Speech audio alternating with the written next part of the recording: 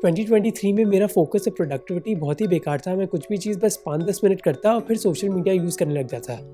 At best I think मैं productively बस काम 2 से 4 घंटे ही कर रहा था हर दिन। ब्राउज़र पर लगातार टैब स्विचिंग करना और सोशल मीडिया को यूज़ करना एक ड्रग की तरह था, जो मुझे पता है कि बुरा है मेरे लिए, पर मैं उसको रोक ही नहीं पाता। और लास्ट 6 से 12 महीने में मेरी प्रोडक्टिविटी शायद वन ऑफ द हाईएस्ट रही होगी मेरी ज़िंदगी में। मैंने वो प्रोडक्टिविटी लेवल्स अनलॉक करी हैं जिससे मैं खुद सरप्राइज हो गया हूँ। और इस वीडियो में मैं ऐसी कुछ चीज़ें शेयर करना चाहता हूँ जो होपफुली आपको भी मदद दें, और मैं आपको बताना चाहता हूँ कि कौन सी चीज़ों से मैं अभी भी स्ट्रगल कर रहा हूँ। सबसे इम्पॉर्टेंट चीज़ जो मैंने करी है वो है कि मैंने अपने फ़ोन से सारी सोशल मीडिया ऐप्स डिलीट कर दी है। तो मेरे फ़ोन पे ना यूट्यूब मिलेगा आपको, ना इंस्टाग्राम, ना ट्विटर, ना लिंक्डइन, कुछ भी नहीं। ओनली सोशल मीडिया ऐप मेरे फ़ोन पर है व्हाट्सएप, और मेरी फैमिली के अलावा सबकी व्हाट्सएप नोटिफिकेशन साइलेंस पर है। सोशल मीडिया ऐप्स को डिलीट करने के अलावा एक हैबिट जो मैंने डेवलप करी है वो है कि जब भी मैं अपना फ़ोन रखता हूँ कहीं भी, तो अपसाइड डाउन रखता हूँ ताकि मैं स्क्रीन को देख ही ना पाऊँ। तो चाहे मैं शनीज अपनी वाइफ के साथ एक रेस्टोरेंट में हूँ या फिर अकेला हूँ, मेरा फ़ोन अपसाइड डाउन ही होता है। फाइनली मैंने शॉर्ट फॉर्म कंटेंट को बनाना और कंज्यूम करना बंद कर दिया है, चाहे यूट्यूब शॉर्ट्स हो या फिर इंस्टाग्राम रील्स हो। मुझे लगता है कि शॉर्ट फॉर्म कंटेंट का एक बहुत नेगेटिव असर पड़ा है मेरे फोकस और प्रोडक्टिविटी पर। यार आप खुद सोचो कि दुनिया का सबसे हार्ड वर्किंग और स्मार्टेस्ट टैलेंट इंस्टाग्राम, फेसबुक और यूट्यूब के लिए काम कर रहा है ताकि आप इनकी ऐप्स पर ज़्यादा टाइम स्पेंड करो। शॉर्ट फॉर्म कंटेंट की एल्गोरिदम और कंटेंट इतना अच्छा है कि कोई भी एडिक्टेड हो जाएगा। अब आईफोन में एक टाइम लिमिट फीचर ज़रूर है, पर मैंने वो भी यूज़ किया है और उसका कुछ इम्पैक्ट नहीं पड़ा। मैं हर बार इग्नोर प्रेस कर देता हूँ ताकि मैं रील्स देख पाऊँ। इसीलिए मैंने डिसाइड किया कि मैं शॉर्ट फॉर्म कंटेंट को देखना और बनाना दोनों ही बंद कर दूंगा। एज अ क्रिएटर अगर मैं बात करूँ तो मैं अच्छी रील्स तब तक नहीं बना पाऊंगा अगर मैं रील्स को कंज्यूम नहीं कर रहा हूँ, ताकि मुझे पता चले कि ट्रेंड क्या है एक्चुअली ऑडियंस में। तो अच्छा क्रिएटर बनने के लिए आपको एक अच्छी ऑडियंस भी बनना होगा, पर यार शॉर्ट फॉर्म कंटेंट को कंज्यूम करना can not be good for your health in the long term, ये मैं मानता हूँ। इसीलिए अब मैं इंस्टाग्राम को बस अपने लैपटॉप पर ही यूज़ करता हूँ, और लैपटॉप पर UI UX इतना बेकार है कि आप खुद 5-10 मिनट से ज़्यादा स्पेंड ही नहीं करोगे। और मैं रील्स टैब पर तो जाता ही नहीं हूँ, मैं बस अपने क्लोज फ्रेंड्स की स्टोरीज देख लेता हूँ और बस काम खत्म। अगर आप मेरे इंस्टाग्राम पेज पर भी जाओगे, मैंने कुछ भी पोस्ट नहीं किया है कई महीनों से, and I stopped making reels, और मैंने अपनी पुरानी रील्स को आर्काइव कर दिया है क्योंकि मैं नहीं चाहता कि ऑडियंस मेरी रील्स देखे। अब ऑब्वियसली एक कमर्शियल कॉस्ट है क्योंकि कई ब्रांड्स मेरे पास आती हैं जो बस शॉर्ट फॉर्म कंटेंट को ही प्रमोट करना चाहती हैं, पर मैं मानता हूँ कि जो पर्सनल कॉस्ट है फोकस और प्रोडक्टिविटी की, वो कई ज़्यादा है इस कमर्शियल कॉस्ट से। So I am completely okay now taking a stand that I don't want to create और consume short form content.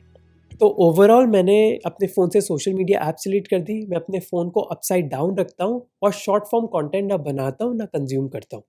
And I think इसके 3 बेनिफिट हुए। पहली चीज़ है कि मेरी ज़िंदगी से डिस्ट्रैक्शंस कम हो गए। तो अगर मैं किसी चीज़ पर फोकस कर रहा हूँ, मेरा फोकस बस उस चीज़ पर है और ना कि मेरी फ़ोन की नोटिफिकेशंस पर। कोई टेम्पटेशन नहीं है कि यार 2 मिनट बाद काम कर लेता हूँ, अभी इंस्टाग्राम रील देख लूँगा। सेकंड चीज़ है कि आई थिंक मेरी क्रिएटिविटी बढ़ी है। कुछ टाइम पहले मैंने हार्वर्ड बिजनेस रिव्यू का आर्टिकल पढ़ा था जिसने बताया कि बोर्डम इतना ज़रूरी क्यों होता है। जब आप बोर्ड होते हो तो आप मानो एक सपने की दुनिया में चले जाते हो और उधर से ही नए आइडिया स्पार्क होते हैं। जब पहले मैं अपने फ्रेंड के लिए अगर वेट कर रहा होता हूँ कहीं या फिर एलिवेटर में होता हूँ, तो नेचुरल रिएक्शन होता है कि फ़ोन निकालो और इंस्टाग्राम रील्स देखने लग गए। पर अब वो मेरे पास ऑप्शन नहीं है, तो आई एम बोर्ड, और उसकी वजह से I feel my ideas have become better. अब इतनी ज़्यादा साइंटिफिक रिसर्च हो चुकी है बोर्डम के बेनिफिट्स पर, और सबकॉन्शियसली मैं जानता था क्योंकि कई समय से मेरे आइडियाज़ अच्छे तब आते थे जब मैं नहा रहा होता हूँ, क्योंकि उधर कोई स्क्रीन टाइम नहीं होता, ना लैपटॉप है ना फ़ोन है। द थर्ड बेनिफिट इज़ कि it forces me to talk to other people. मैं मानता हूँ कि कई बार हम अपना फ़ोन पॉकेट से निकालते हैं जब हमें एक ऑकवर्डली किसी से बात नहीं करनी होती। कई बार जब आप एक लाइन में वेट कर रहे हो और कोई आपके साइड में है जिसको आप नहीं जानते, या फिर आप लिफ्ट में हो किसी और के साथ, हमें वो ऑकवर्ड कॉन्वर्सेशन और आई कांटेक्ट नहीं चाहिए होता है, इसलिए सब अपना फ़ोन निकाल लेते हैं, ट्विटर इंस्टाग्राम करते रहते हैं। पर अब क्योंकि मेरे पास ये ऑप्शन नहीं है, I am force to talk to other people, चाहे मैं स्मॉल टॉक ही करूँ। और मैं मानता हूँ कि इन कॉन्वर्सेशन से you meet new people and there can be a 10x impact. क्या पता मेरी लिफ्ट में कौन हो या मेरे आगे कौन खड़ा हो। So I do think it forces me out of my comfort zone and I like doing that. Now a word from our sponsor. अगर आप UPSC जैसे एग्जाम के लिए प्रिपेयर कर रहे हो तो आपको भी पता है कि फोकस रहना अपने एग्जाम पर कितना ज़रूरी है सक्सेस के लिए। फोकस के साथ साथ कोचिंग भी आपको मदद कर सकती है, क्योंकि वो एक एक्सटर्नल अकाउंटेबिलिटी क्रिएट करती हैं, स्पेशली एक यूपीएससी जैसे इन्वायरमेंट जहाँ प्रेपरेशन में कोई भी बंदा लॉस्ट हो सकता है। मृणाल पटेल सर जो अनअकैडमी पर पढ़ाते हैं, वो कहते हैं कि कई यूपीएससी एस्पिरेंट्स एक एक सब्जेक्ट पर 7-8 महीने लगा देते हैं, क्योंकि उन एस्पिरेंट्स को एग्जाम की डिमांड्स का आइडिया नहीं होता, इसलिए वो सेम सब्जेक्ट को 3-4 बुक से पढ़ते हैं। कि उनको ये लगता है कि यूपीएससी का एग्जाम इतना डिफिकल्ट है, इसको हम पार तभी कर पाएंगे जब हम एक सब्जेक्ट को 3-4 किताबों से पढ़ेंगे। जबकि अगर आपको ढंग की कोचिंग मिले तो आपको 7-8 महीने नहीं बल्कि 2-3 महीने लगाने पड़ेंगे एक सब्जेक्ट पर। यूट्यूब पर आपको ढेरों वीडियोस मिल जाएंगे यूपीएससी के अराउंड, लेकिन इन वीडियोस का ना कोई स्ट्रक्चर होता है ना सिलेबस होता है, जिसकी वजह से कोई भी एक एस्पिरेंट लॉस्ट हो सकता है और अनस्ट्रक्चर्ड तरीके से पढ़ाई करता है, जिसकी वजह से उनको महीने बिताने पड़ते हैं एक ही सब्जेक्ट पर। अगर आप यूपीएससी की तैयारी कर रहे हो तो आप पढ़ाई करने में अपना टाइम स्पेंड करना चाहोगे या फिर इंडिविजुअल वीडियो ढूंढने में कि मैं कौन सा वीडियो देखूं। और अगर आप पहली कैटेगरी में हैं, यानी कि आप अपना टाइम पढ़ाई में स्पेंड करना चाहते हैं, तो अनअकैडमी आपके लिए एक new year limited time discount offer लेकर आया है, जहां आप 60% डिस्काउंट के साथ यानी कि सिर्फ 23,499 रुपीज में अपनी यूपीएससी प्रेपरेशन को स्टार्ट कर पाओगे। वो भी मृणाल सर, सुदर्शन सर जैसे टॉप एजुकेटर्स के साथ, जिन्होंने कई सक्सेसफुल आईएएस और आईपीएस ऑफिसर्स को पढ़ा है। ऑफर और कई और डिटेल्स आपको डिस्क्रिप्शन में मिल जाएगी, उधर आप चेकआउट कर सकते हैं। Now I want to share with you the 3 apps that I use on a daily basis. Remember, apps are just app, कोई परफेक्ट ऐप नहीं होती। हो सकता है कि मुझे ऐप की ज़रूरत हो पर आप पेन एंड पेपर में ही वो चीज़ कर पाओ। Don't obsess over the exact app but rather the purpose that they serve. और मैं इन ऐप्स को यूज़ क्यों करता हूँ? क्योंकि आप कोई भी चीज़ को सॉल्व नहीं कर सकते अगर आप उसको मेजर नहीं कर रहे हो। और मैं प्रोडक्टिविटी को मेजर नहीं कर रहा था, इन तीनों ऐप से मैं उसको मेजर कर पाता हूँ। पहली ऐप है टू डू लिस्ट। कोई क्रेजी चीज़ नहीं है इसमें, बहुत ही simple to do list app है। फॉर सम रीज़न मुझे बहुत अच्छी लगती है और मैं इसी को यूज़ करता हूँ। आप कोई भी to do list app use कर सकते हो। सेकंड है सेशन। ये एक ऐसी ऐप है जहाँ मैं हर अपना काम लॉग करता हूँ कि मैं क्या काम कर रहा हूँ और कितनी देर के लिए कर रहा हूँ।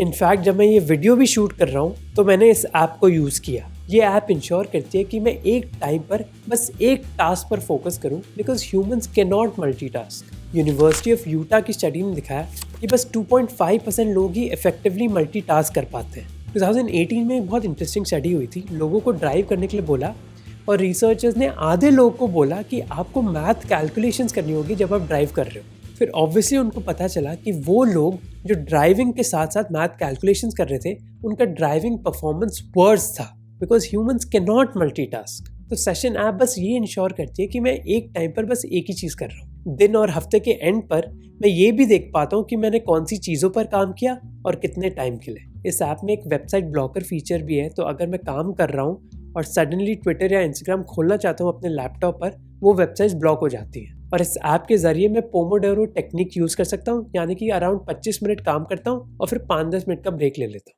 तीसरी ऐप है नोशन, जो मैं यूज़ करता हूँ अपने डेली और वीकली रिव्यूज़ के लिए। वाई कॉम्बिनेटर के एक आर्टिकल में उन्होंने लिखा था कि अगर आप अपने गोल्स को लॉन्ग टर्म और शॉर्ट टर्म हिस्सों में नहीं बांटोगे, तब तक आपको पता ही नहीं चलेगा कि क्या आप अपने गोल को अचीव भी कर पाओगे या फिर नहीं। और जब मैंने बिहार में अपनी पहली जॉब करी थी जेपैल के साथ, उधर हमें सिखाया गया था कि कोई भी सिस्टम इतना कॉम्प्लेक्स मत बना दो कि कुछ टाइम बाद लोग सिस्टम को यूज़ करना ही छोड़ दें। इसलिए मैं बहुत ही सिंपल नोशन टेम्पलेट्स यूज़ करता हूँ, ताकि मैं 2 मिनट से ज़्यादा टाइम ना स्पेंड करूँ उन पर। डेली बेसिस पर चेक करता हूँ कि पिछले दिन क्या मैंने वर्कआउट किया, ढंग का खाना खाया, 7.5 घंटे सोया और 5 घंटे का प्रोडक्टिव काम किया या फिर नहीं। और वीकली बेसिस पर मेजर करता हूँ कि हफ्ते में कम से कम 4 दिन मैंने वर्कआउट किया, कम से कम 6 दिन मैंने ढंग का खाना खाया, एक्सेट्रा एक्सेट्रा। और अगर नहीं तो मैं क्या कर सकता हूँ उस चीज़ को इम्प्रूव करने के लिए। तीसरी चीज़ जो मुझे पता चली कि मेरी सुपर पावर है दूसरे लोगों से बात करने के बाद, which is to say no to people.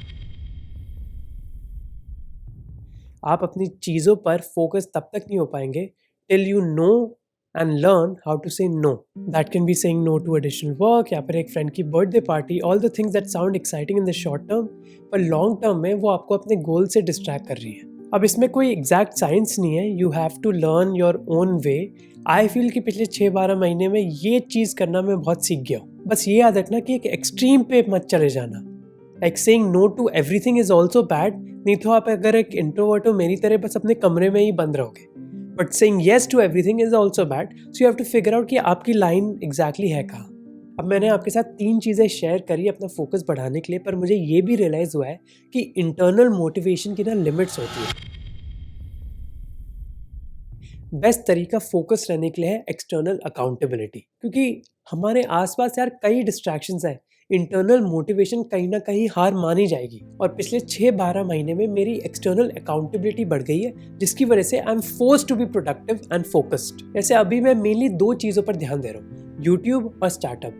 YouTube पे बात करें तो मेरी एक्सटर्नल अकाउंटेबिलिटी हो जाती है ब्रांड डेडलाइंस की वजह से, और दूसरी है टीम की वजह से। अब अगर मैं शूट नहीं करता या मैं टाइम पर रिव्यू नहीं करता तो मेरी टीम बैठे रहेगी, पर भाई मैं उनको पैसे पिठाने के लिए नहीं दे रहा ना, काम करने के लिए दे रहा हूँ। इसकी वजह से I am forced to be productive and create videos no matter what. Same चीज़ है ब्रांड डेडलाइंस के बारे में, वो तो मेरे लिए वेट नहीं करेंगे ना, सो आई हैव टू डिलीवर। यही चीज़ स्टार्टअप के साथ है। अब मेरा एक को फाउंडर है and I have to be accountable to him, which is why I think that external accountability is one of the best ways to remain focused. तो मैं आपको सजेस्ट करूंगा कि आप देखो कि आप अपनी ज़िंदगी में एक्सटर्नल अकाउंटेबिलिटी कैसे लेकर आ सकते हो। Maybe you can create an accountability buddy. आपका कोई दोस्त हो और वो भी वही चीज़ अचीव करने की कोशिश कर रहा है जो आप कर रहे हो। बस इंटरनल मोटिवेशन पर रिलाई करोगे तो फोकस कहीं ना कहीं टूट ही जाएगा, क्योंकि भाई मुझे आपका तो पता नहीं, पर मेरा इंटरनल मोटिवेशन इतना क्रेजी हाई नहीं है कि मैं हर बार फोकस रह सकूं।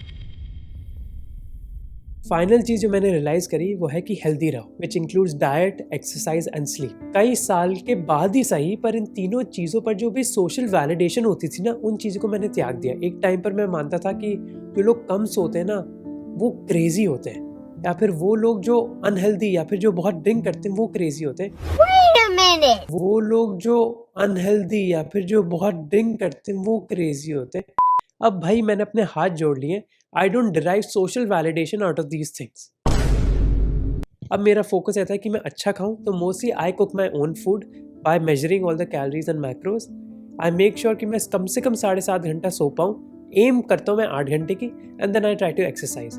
मैंने आपको नोशन शीट दिखाई दी थी जहाँ मैं अकाउंटेबिलिटी मेंटेन करता हूँ, बट आई डू फील कि जिस दिन मैं अच्छा खाता हूँ, एक्सरसाइज करता हूँ, सोता हूँ, my focus and productivity levels are really high. और जिस दिन मुझे अच्छी नींद नहीं आती ना, वो दिन मेरा एकदम ही बेकार जाता है। मैं एकदम अनॉयड होता हूँ, फ्रस्ट्रेटेड होता हूँ और काम पर फोकस भी नहीं कर पाता। So I make sure I get enough sleep, चाहे मुझे नो बोलना पड़े किसी डिनर के लिए, बर्थडे पार्टी के लिए, कोई प्लान के लिए, बट स्लीप इज इम्पॉर्टेंट मेरे लिए।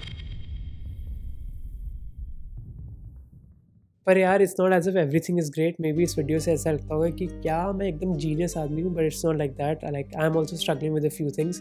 One thing that I am struggling with is my phone usage after I wake up, क्योंकि मैं बहुत एंक्शियस होता हूँ। I think when I wake up मेरे दिमाग में कई चीज़ें चल रही होती हैं, सो immediately I look at phone, emails हुआ, नोटिफिकेशंस हुई, वो सब, विच आई want to reduce. So I want to make sure कि this year I sleep with my phone outside the room, and looking at my phone is not the first thing I do waking up. तो वो मैं change करना चाहता हूँ। Second चीज़ that I want to reduce is my Twitter and YouTube usage. Even though वो apps मेरे phone पर नहीं है, पर लैपटॉप पर I feel sometimes I over compensate.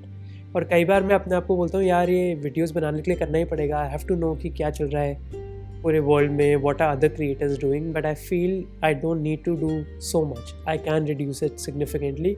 So that is the second thing I want to fix this year. Third thing is meditation. Like there's so much scientific evidence on the benefits of meditation. मैंने पिछले साल try करी थी, पर 10-15 दिन के लिए किया and I like stopped doing it. I think the reason was कि external accountability नहीं थी. I was using Headspace app to meditate, but my mother does these Zoom classes of Isha Foundation and she has said कि उनको इतना फ़ायदा मिला है. So this year I think I will get one of these classes जिससे external accountability होए, and then I can finally start meditating and doing that well. So that's it. Happy New Year to you and your family. Hopefully this year is happier and more successful for you, me and for everyone else. Hopefully जो भी मैंने share किया है वो आपके लिए relevant होगा and it can impact your life in a positive manner. See you next time. Bye.